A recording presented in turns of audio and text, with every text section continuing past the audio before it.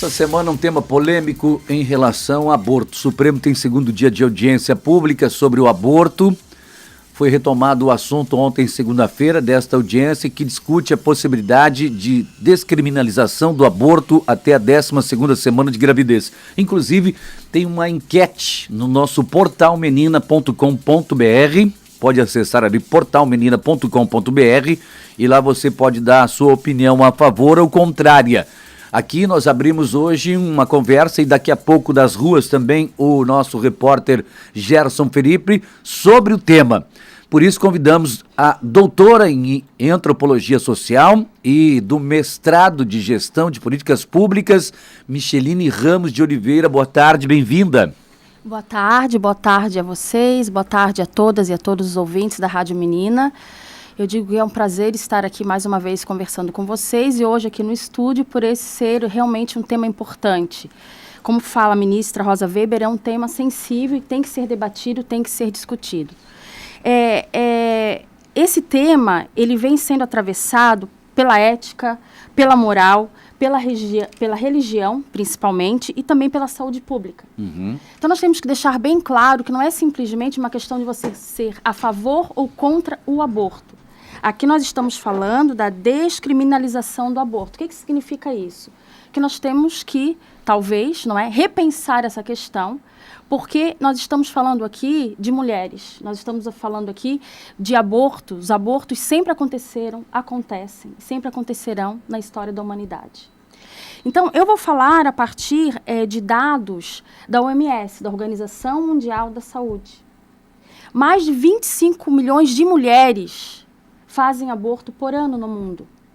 No Brasil, os números são incertos, porque a maioria desses abortos eles são clandestinos.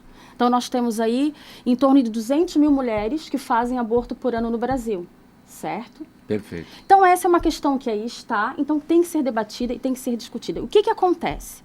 Se o aborto ele é clandestino, isso significa dizer que aí estas mulheres também sofrem riscos. Mais ou menos 20% de mulheres que morrem porque são gestantes em função de abortos mal feitos.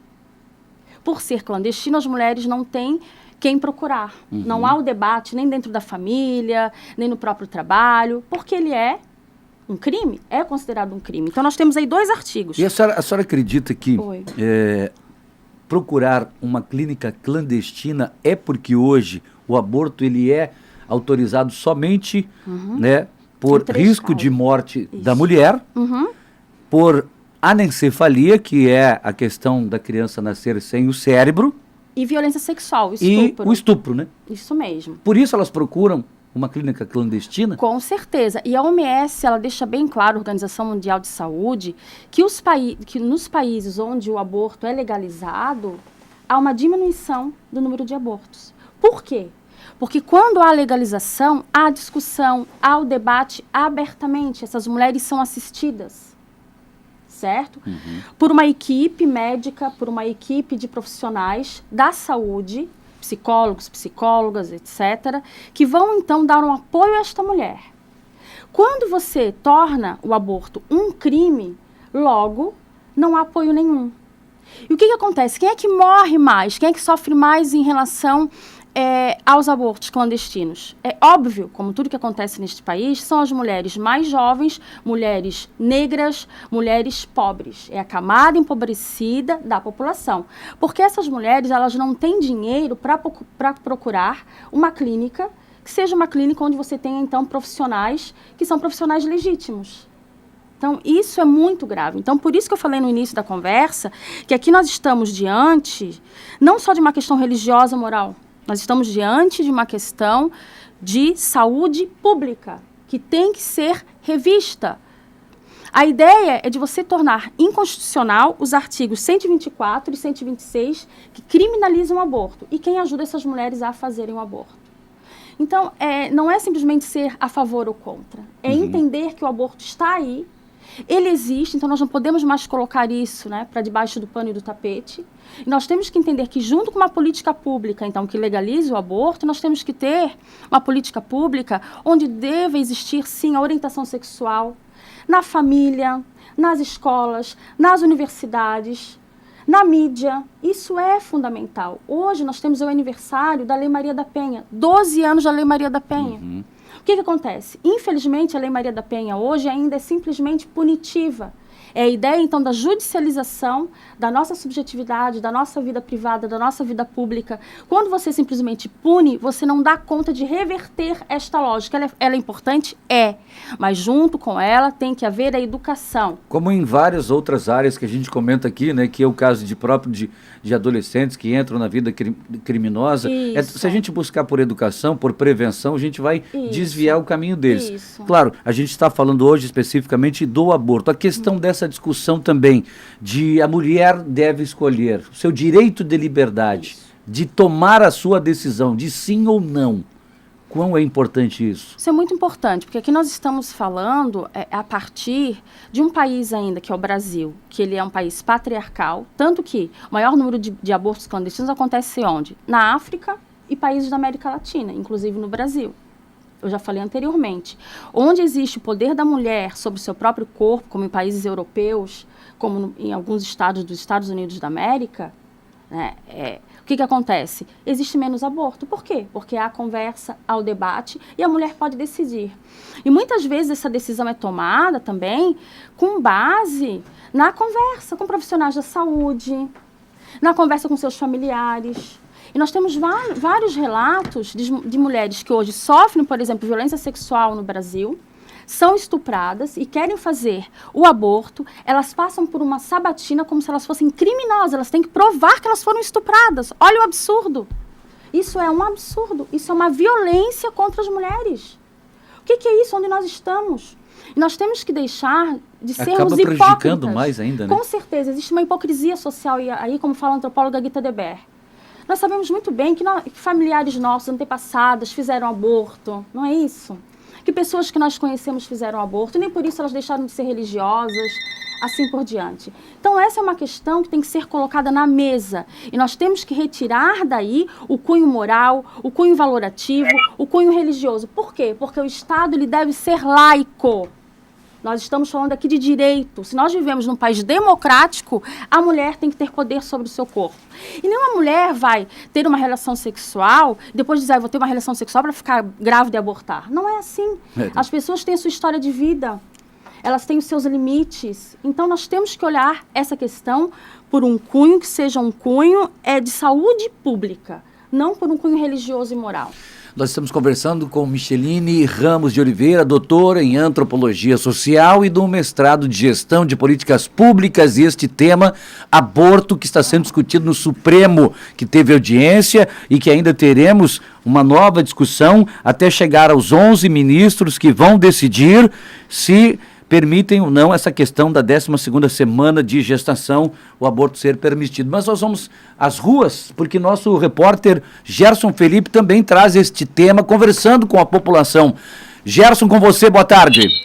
Muito boa tarde, Adilson. Boa tarde a todos os ouvintes da Rádio Menina ligados no Estação Notícias. Olha só, estou aqui na Avenida Brasil, na área central de Balneário Camboriú, Avenida Brasil, esquina com a rua 1061. E olha, esse tema do aborto é um tema muito delicado, um tema sensível, um tema importante, mas tão importante quanto esse tema, também tem a importância do debate, da discussão de ideias em torno da legalização ou não do aborto. Eu vou conversar aqui com a Jaqueline, que gentilmente parou para atender a reportagem. Jaqueline, primeiramente, uma boa tarde. Eu queria que você desse a sua opinião sobre a discussão que está acontecendo acerca da legalização, a descriminalização do aborto. Boa tarde, obrigada, Gerson.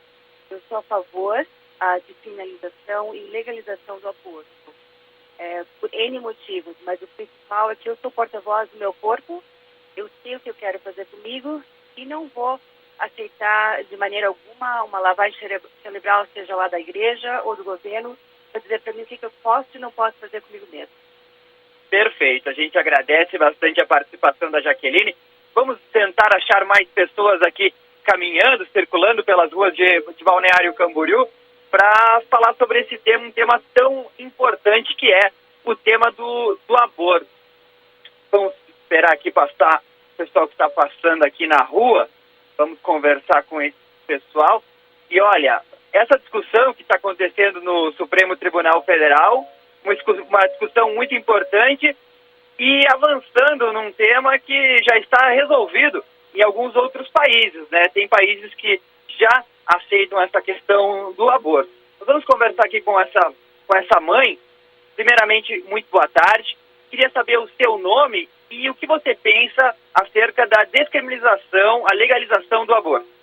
Bom, boa tarde, né? Meu nome é Pamela. Eu acho horrível a questão do aborto em si. Tenho 2 filhos. Nenhum dos 2 foram planejados, os 2 vieram porque Deus quis, aconteceu, mas a gente sempre recebe com muito amor e carinho, né? Então, assim, é um crime o aborto. Você aceitar fazer isso, você aceita estar matando alguém, porque independente da época, do tamanho, do que está o embrião, se está formado ou não, é um ser que você carrega dentro de você desde o primeiro dia que ele está dentro de você. Então, você aceitar tirar é a mesma coisa que você está matando uma pessoa. Então, eu não aceito, sou totalmente contra isso, eu acho ridículo, na verdade, essa questão toda que está acontecendo agora, que levantou tudo de novo, a questão sobre o aborto. Meus filhos são minha motivação para acordar todo dia pela manhã e seguir firme, forte, de cabeça erguida e lutar todos os dias para dar um futuro melhor para eles. Beleza, obrigado. E, portanto, né, 2 posições, né, a posição de uma mãe contrária à descriminalização, à legalização do aborto e também, antes aí, uma outra mulher, a Jaqueline, né, com um posicionamento a favor do aborto. Realmente é um assunto delicado e que levanta bastante a discussão, mas isso que é importante, né, Edilson? Que seja debatido, discutido pela sociedade e aí que seja definido, né, se vai ser legalizado, criminalizado ou não o aborto. Na unidade móvel, falou o repórter Gerson Felipe, para a Rádio Menina. Gostoso de ouvir.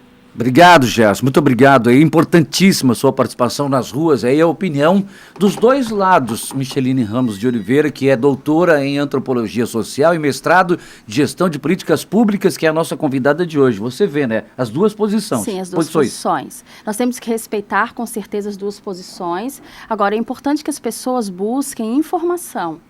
Por exemplo, nós temos um número grande de mães, com essa ideia toda da família, que também abortam. Já são mães e abortam. Porque muitas vezes as pessoas têm uma ideia meio equivocada, que quem aborta é uma mulher, então, que ela não está preocupada com família. E talvez, né, ela pode escolher não estar preocupada com família. Mas o que ocorre, muitas vezes, são mulheres que já têm filhos e acabam abortando. Então, existem aí números, existem estatísticas, e mais uma vez eu digo, não é questão de você ser a favor ou contra o aborto, é a questão da criminalização do aborto. Hoje o aborto é crime, e já foi comprovado, eu volto a dizer, pela Organização Mundial de Saúde, que em países onde o aborto ele é legalizado, há a diminuição de aborto. A criminalização, ela não vai fazer cessar os abortos, muito pelo contrário. Essa criminalização, ela acaba matando mães, mulheres. Até onde está a participação do homem aí, neste momento, do sim ou do não? Existe uma influência diretamente de um marido, de um filho, de um homem, né, que é às vezes, imagem que transfere a imagem de pai ou a imagem de marido e tem o poder de decidir, não, você vai tirar ou você não vai tirar. Até onde entra? Então, nós temos que falar da igualdade de gênero. Infelizmente, a igualdade de gênero no nosso país ela é muito pequena ainda. E sim, nós temos várias histórias de mulheres que acabam fazendo aborto por conta dessa quase que decisão do homem, ou do marido, ou do namorado, dela fica amedrontada, se sente só, e assim por diante, dela acaba abortando. Por outro lado, essa mulher que vai ter que escolher, porque novamente nós vamos dizer, o corpo é dela. Se ela quer realmente conversar então com seu parceiro, se ela quer discutir com seu parceiro sobre essa questão. Os homens têm direito, sim, devem ter esse direito, desde que respeitem também o direito dessas mulheres. O que seria o ideal, não é? Um parceiro onde você pudesse conversar sobre todas as coisas e conversar abertamente. Será que vamos ter esse filho? Não é? Isso vai ser importante para a gente nesse momento? Nós estamos preparados para isso? Agora, antes disso, eu volto a falar de política pública de saúde. Planejamento familiar, por exemplo, educação sexual. Eu me lembro que há uns 5 anos atrás, lá nos idos de 2007, 2008, havia uma ideia, uma proposta de se colocar máquina de camisinha nas escolas públicas. E isso foi totalmente, eu diria assim, se tornou algo como se fosse algo criminoso. Eu lembro ainda que na época eu dei uma entrevista para o Fantástico sobre essa questão e eu recebi assim vários e-mails falando mal, porque eu fui a favor de se colocar essa máquina nas escolas. Por quê? Porque se você é contra o aborto, por exemplo, por que você é contra também o ensino, o debate, não é, de educação sexual nas escolas? E há uma pesquisa também que a maioria das pessoas que são contra o aborto, elas são a favor da pena de morte. Olha que interessante, não é? Quer dizer, essas pessoas, elas são contra o aborto, daquelas crianças, aquelas crianças que nascem no lugar, não é, onde elas não têm condição nenhuma, elas se tornam um criminoso. Vão se tornar criminosos, muitas vezes. Daí, então, vamos matá-lo. E eu sou, então, as pessoas falam, então eu sou a favor da diminuição da idade, né, em relação à criminalização das pessoas. Idade penal. Então, existe muita moral nessa discussão. É verdade. E isso é complicado. Métodos contraceptivos são 100% seguros? É um caminho ou não? É um grande caminho, só que isso tem que ser estudado, isso tem que ser percebido, que cada mulher também, ela vai ter um método que pode ser mais interessante para ela, ou cada casal. Porque muitas vezes, por exemplo, as mulheres, elas não se dão bem com o anticoncepcional. Vamos pensar no anticoncepcional comprimido, aquele que as mulheres tomam mensalmente, certo? Então, tem que haver todo um debate também. Essas pessoas, elas têm que ir ao ginecologista, têm que conversar com o seu médico, com a sua médica, tem que haver essa discussão. Só que, novamente, às vezes, por vezes, a pessoa, ela não é casada, e muitas vezes ela é religiosa, ou a família é muito tradicional, muito moralista, daí o que acontece? Ela tem uma gravidez indesejada. Logo, porque não há discussão, tem que haver o debate. Não é 100%, não existe 100%, mas muitas vezes, na maioria das vezes, dá certo.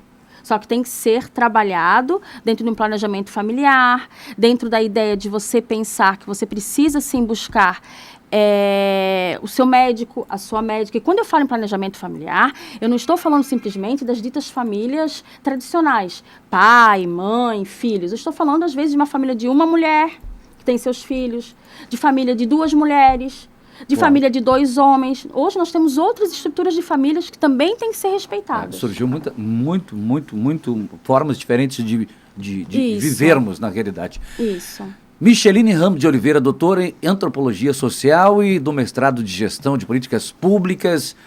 Você sempre será bem-vinda e em breve, né, vamos ver o que vai acontecer lá em Brasília, para a gente voltar a conversar, fazer, quem sabe, um debate, né, com outras pessoas representando também todos os lados, como a gente abre espaço democraticamente para todos colocarem as suas posições. Eu te agradeço, muito obrigado pela visita aqui, pelos esclarecimentos, pela sua posição. Muito obrigada, eu é que agradeço a participação e eu digo para as pessoas, vamos procurar nos informar. Essa é uma discussão de cunho de saúde pública. Por favor, não é só uma questão religiosa e moral. Muito obrigada e boa tarde a todas e a todos.